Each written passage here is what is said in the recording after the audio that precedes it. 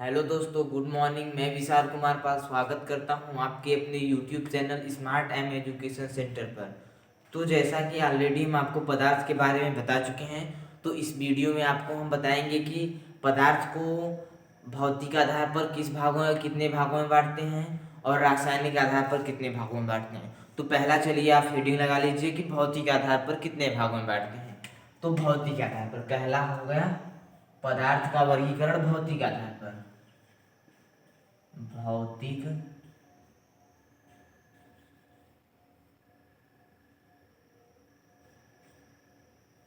भौतिक आधार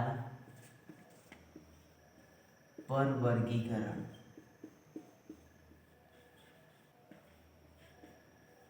तो भौतिक आधार पर वर्गीकरण हम उसको तीन भागों में करते हैं। पहला है ठोस। पहला ठोस पहला ठोस है। अब हम ठोस को समझ लेते हैं कि ठोस क्या होता है। तो वह पदार्थ जिसका आयतन और आकार दोनों फिक्स होता है, आयतन और आकार दोनों नियत होता है, तो उसे हम ठोस कहते हैं। जैसे कि आप समझिए कि हमारा ये मार्कर है, तो ये क्या है? ठोस है। हम इसको कैसे पता लगाएंगे कि ये हमारा मार्कर आज इस आकार में, बेलनाकार में है, तो अगर इसको हम कहीं और रख दें तो ये बेलनाकार का ही रहेगा। तो इससे हम कह सकते हैं कि यह मार्कर का आकार फिक्स है, चाहे इसको जहां ले जाएं ये बेलन के आकार का ही रहेगा। और अगर यहाँ पे हमारा मार्कर अपने साइज तक का आयतन घेरता है, तो इसको चाहे जहां हम रखें, चाहे हाथ पे रखें, चाहे मेज पर रखें, चाहे ग्लास में रखें, चाहे जहां रखें, हमारे इस मार्कर का आकार यही रहेगा और आयतन भी इतना ही घेरेगा। इसलिए इसमें परिभाषा आप भी लिखिए, हम भी लिखते हैं कि ठोस वह पदार्थ जिसका आकार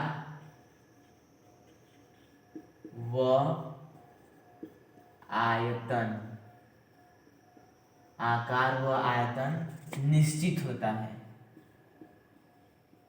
निश्चित होता है, उसे ठोस कहते हैं, उसे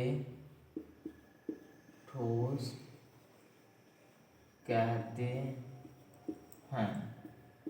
अब दूसरा दूसरा हमारा है द्रव। तो द्रव को समझते हैं क्या होता है। दूसरा है हमारा द्रव। द्रव अब द्रव क्या होता है? द्रव को समझने के लिए कि द्रव वह पदार्थ है, द्रव वह पदार्थ है जिसका आकार अनिश्चित और आयतन निश्चित हो, उसको हम द्रव कहेंगे। जैसे कि आज हम एक गिलास पानी ले लें, तो अगर इस गिलास के पानी का आकार हम आपसे पूछें, तो ये गिलास का पानी हमारा गिलास के आकार का है, परंतु इसी गिलास के पानी को हम अगर किसी बाल्टी में डाल दें तो वो बाल्टी का शेप ले लेगा। अगर उसे किसी डिब्बे में डाल दें तो वो डिब्बे का शेप लेगा। अगर उसको हम जमीन पर गिरा दें तो वो फैल जाएगा चारों तरफ। तो इस प्रकार हम कह सकते हैं कि हमारे इस पानी का कोई फिक्स आकृति नहीं है, हमेशा अन्य जगह जाते ही अपना आकार चेंज कर रहा है। परंतु इसके आयतन की बात करें तो जितना ग्लास में आयतन घिरेगा उतना ही बाल्टी में घिरेगा, उतना ही जमीन पर घिरेगा, उतना ही डिब्बे में घिरेगा। यानी कि वह पदार्थ जिसका आकार फिक्स हो, आकार फिक्स न हो, यानी कि जिसका आयतन फिक्स हो, आकार न फिक्स हो, तो उसको हम द्रव कहते हैं। तो इसको चलिए लिख लेते हैं। वह पदार्थ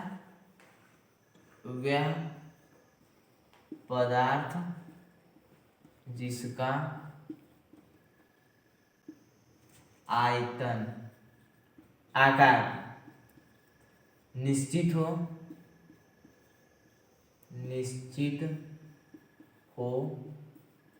तथा आकार निश्चित हो तथा आयतन अनिश्चित हो तो उसे द्रव कहते हैं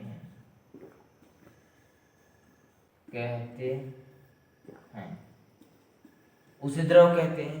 अब तीसरा होगा गैस। अब गैस किसे कहते हैं ये बात हम समझ लेते हैं। तो गैस वह पदार्थ है, गैस वह पदार्थ है जिसका आकार और आयतन दोनों अनिश्चित हो, आकार व आयतन दोनों अनिश्चित हो, उसे हम गैस कहेंगे। जैसे कि समझ लो हवा को ले लो, या फिर धुआं ले लो, कोई भी अगर हम धुआं की बात करें तो धुआं का आकार क्या होता है, अगर हम इसको एक डिब्बे में करके रखें डिब्बे का आकार लेगा, अगर उसी को हम कहीं और दूसरी जगह शिफ्ट कर दें तो वो उसका आकार ले लेगा, तो इसका आकार तो फिक्स नहीं है। अब देखते हैं आयतन, अगर हम किसी हवा को या धुएं को एक डब्बे में रखेंगे तो वह डब्बे तक ही सीमित रहेगा, अगर उसे हम डब्बे को खोलकर इस कमरे में अगर शिफ्ट करें तो ये धुआं या हवा पूरा कमरा घेर लेगा, तो इससे हम कह सकते हैं कि उसको जितना आयतन मिले वो उतना आयतन लेता चला जाएगा। तो इस प्रकार कह सकते हैं कि जो गैस होता है न तो उसका आयतन फिक्स होता है और न आकार फिक्स होता है। तो इसमें परिभाषा में लिखिए कि वह पदार्थ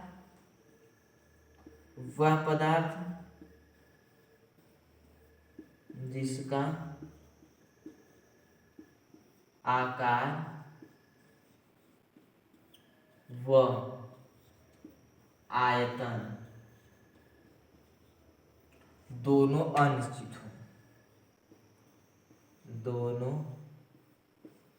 अनिश्चित